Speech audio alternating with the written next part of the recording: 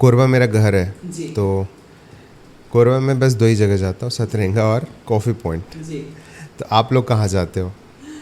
देखो जगह तो ऐसे बता पाना बड़ा मुश्किल है, क्योंकि ना जिन जगहों पे जाते हैं ना हमको खुद ही नहीं पता होता और जो लेके जा रहा है उसको भी नहीं पता होता नाम क्या है।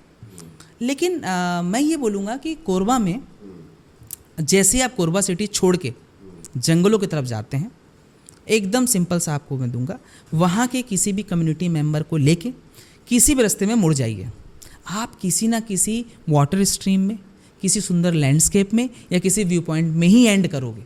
ये है कोरबा। कोरबा मुझे लगता है उन छत्तीसगढ़ के उन जगहों में है जो लोगों को ना जंगल एक्सप्लोर करने के लिए जाना चाहिए। वैसे तो पूरा छत्तीसगढ़ है ना, लेकिन जिस पे आप आ रहे हो, सांप की बात कर रहे हो, जैसे हमारे यहाँ थोड़े दिन पहले फेमस हुआ था जशपुर का तपकरा नागलोक के नाम पे। अब स्नेक की उतनी पॉपुलेशन वहाँ रही नहीं। असल में अगर आप किसी को नागलोक बोलोगे तो वो है कोरबा। मैं एक ऑर्गेनाइजेशन के साथ काम करता हूँ, नुआ नेचर वेलफेयर सोसाइटी, जो वाइल्ड लाइफ कंजर्वेशन में, अगर मैं बोलूँ जिसने चालू किया वो 98 से काम कर रहा है। ऑर्गेनाइजेशन रजिस्टर हुई 2004 में। ओके। जो जिनका आए दिन वीडियोस आता है कोबरा निकालते हुए। जी। तो मज़ेदार बात यह है कि पूरे इंडिया वालों को ये नहीं पता है कि छत्तीसगढ़ में भी किंग कोबरा है। किंग कोबरा जनरली वेस्टर्न घाट, ईस्टर्न घाट, हिमालयन पैच में देखने को मिलता है और अभी 4 स्पीसीज आइडेंटिफाई हुए किंग कोबरा के। लेकिन स्टिल लोगों को ये नहीं पता है कि छत्तीसगढ़ में भी किंग कोबरा है। नोवा नेचर वेलफेयर सोसाइटी ने ही पहली बार पुराने कुछ रिकॉर्ड देखे और उनको पता चला कि यार किंग कोबरा बता रहे हैं यहाँ पर लोग, और वो वहाँ गए और उन्होंने आइडेंटिफाई किया, उन्होंने प्राइमरी सर्वे किया और वो सर्वे के रिपोर्ट को फॉरेस्ट डिपार्टमेंट को सबमिट किया। और उसके बाद लोगों के ध्यान में और संज्ञान में ये आया कि यार किंग कोबरा है यहाँ पर, और फिर उन्होंने वहाँ पर प्रॉपरली काम करना चालू किया। वहाँ उनकी नेस्टिंग साइट, उनका हैबिटेट आइडेंटिफाई किया, और सबसे इंपॉर्टेंट काम जो उन्होंने किया वो ये किया कि पहले लोग उसको देख के मार देते थे, क्योंकि इतना ह्यूज होता है किंग कोबरा कि आप उसको देख के डर जाओगे इतना।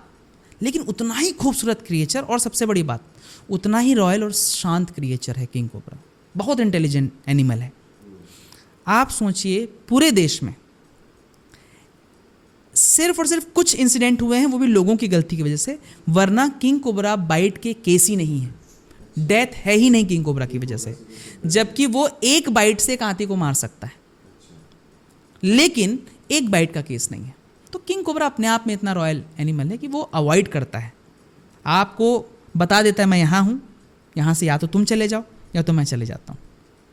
तो ये किंग कोबरा है। मतलब कोरबा में घूम रहे हो तो कोई टेंशन नहीं है? बिल्कुल नहीं, सिर्फ काटेगा नहीं। हाँ, लेकिन बाकी सांप भी वहाँ, जैसे सबसे ज़्यादा जो बाइट केस हैं वो कॉमन क्रेत के हैं, और कॉमन क्रेत एक्चुअल में इकलौता मुझे लगता है, ये मेरी बात है, मुझे इकलौता लगता है ऐसा स्नेक है जिससे आपको थोड़ा सा डरने की ज़रूरत है, क्योंकि होता ये कि वो ना गर्मी के लिए आपके आसपास आता है और आपके बाजू में, और वो कई बार एक्सीडेंटल बाइट कर देता है और पता नहीं चलता। सबसे बड़ी बात ये कि जब करैत काटता है तो पता नहीं चलता, ऐसा लगता है मच्छर काटा है और डेथ होती है।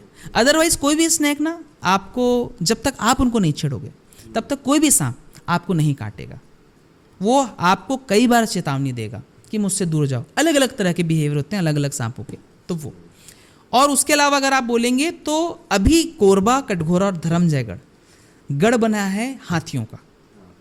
अभी 2 हर्ड है जो कटघोरा में है ना, एक आई थिंक एक 40 के आसपास का और एक 22 के आसपास का, ऐसा एक हर्ड है, 7 के आसपास का, तो टोटल ग्रुप है और ये वहाँ पर रेसिडेंट कर रहे हैं। और बहुत ये कॉन्फ्लिक्ट बहुत ज़्यादा है पूरे छत्तीसगढ़ में, ह्यूमन एलिफेंट कॉन्फ्लिक्ट बहुत ज़्यादा है। किसी एनिमल को लेके अगर सवाल उठता है विधानसभा में तो वो हाथी है, क्योंकि बहुत ज़्यादा केसेस हैं उसके, वो कॉन्फ्लिक्ट क्रिएट हुआ, और वो कॉन्फ्लिक्ट क्रिएट हुआ है थोड़ा मिसमैनेजमेंट की वजह से, लोगों का गलत परसेप्शन हाथी को लेके, और हाथी ना चीज़ें भूलता नहीं है। मतलब अदरवाइज़ आप देखिए जो साउथ पोर्शन है इंडिया का, वहाँ पर बहुत फ्रेंडली है। तो सिर्फ और सिर्फ परसेप्शन की वजह से हाथी और मानव के बीच में जो द्वंद्व हुआ है वो क्रिएट हुआ है। नोवा नेचर एक्चुअल में उसको बदलने की कोशिश कर रहे हैं, तो कि किसी तरीके से वो मैनेज हो, दोनों हाथी का भी परसेप्शन समझा जाए और आदमी का भी परसेप्शन समझा जाए, और उसके लिए काम किया जाए, ये कोशिश की जा रही है वहाँ पर। तो अगर सांप देखना है आपको, सांपों को समझना है, देखना है नहीं बोलूँगा, मुझे लगता है कि ना वाइल्ड लाइफ साइटिंग करना और साइटिंग के लिए जंगल जाना गलत प्रक्रिया है। जब आप जंगल में होते हो तो आपको जंगल को समझना जाना चाहिए, आपको देखने नहीं जाना है, आपको कैसे वहाँ का इकोसिस्टम काम कर रहा है, क्योंकि कभी हम भी उस इकोसिस्टम के पार्ट हुआ करते थे। अब हमने अपने आप को उस इकोसिस्टम से बाहर कर लिया है। जंगल आपको वो एहसास दिलाता है कि तुम चाहो तो इस इकोसिस्टम का पार्ट बन सकते हो। तो ये एनिमल्स जो हैं, जब आप इनको समझते हो, इनके बिहेवियर को समझते हो, इनके इकोसिस्टम के साथ जो कनेक्शन उनको समझते हो, तो आप ये जान पाते हो कि प्रकृति कैसे चलती है और हम कैसे उससे अलग हो गए। तो उसके लिए अगर जाना है तो मुझे लगता है कि आपको जाना चाहिए।